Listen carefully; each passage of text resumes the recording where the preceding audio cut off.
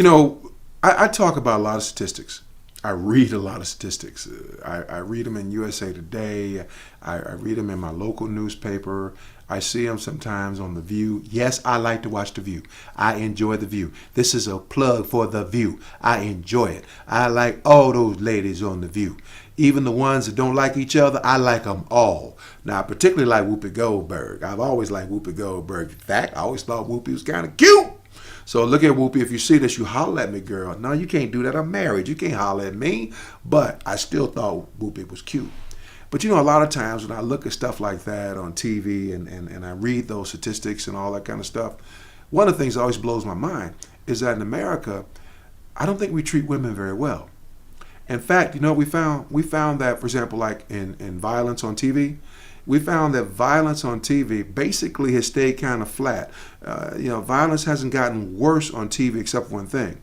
Violence against women has increased something like 300% in films and in TV shows. That's absolutely amazing. That's frightening. And why does it frighten me so much? Because I know that 1 out of every 2 females in this country is going to be beaten, bloodied, or brutalized by a boyfriend, husband, living lover.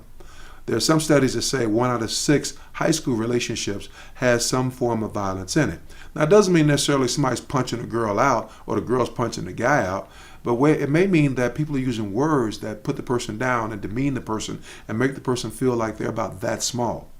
And that's abuse. That's abuse. Whether it's physical abuse, sexual abuse, or verbal abuse, it's still abuse, and it hurts people. And more importantly for you to understand is, you don't have a right to treat somebody else like less than a person. You don't have a right to treat somebody like they're your property and you own them and you can do whatever you want to them. You don't have a right. There was a time in America when slavery was legal. But on a moral compass, the people who owned slaves, they didn't have a right to do that. It was wrong. The country finally figured that out.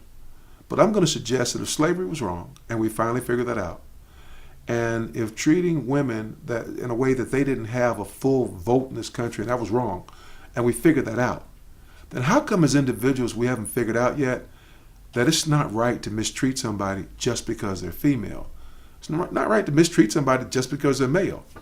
It's not right to mistreat somebody just because they're black. It's not right to mistreat somebody just because they're white. It's not right to mistreat somebody just because they're Hispanic. It's not right to mistreat somebody just because they're Asian. It's not right to mistreat somebody just because they're short. It's not right to mistreat somebody just because they're tall. It's not right to mistreat somebody just because they're different from you. And so maybe we ought to think about little things like, how do we treat each other? And do we treat each other with respect? Do we treat each other with dignity? In our society, do we lift our women up or do we put our women down? I'm going to suggest that America ought to be about lifting our women up.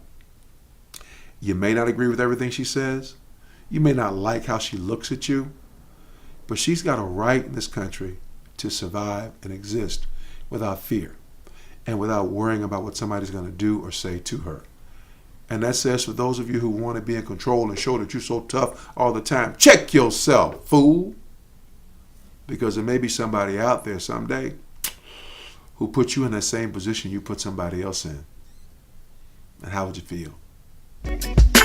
Life, lessons, we live, we learn. So pay attention, grow or burn.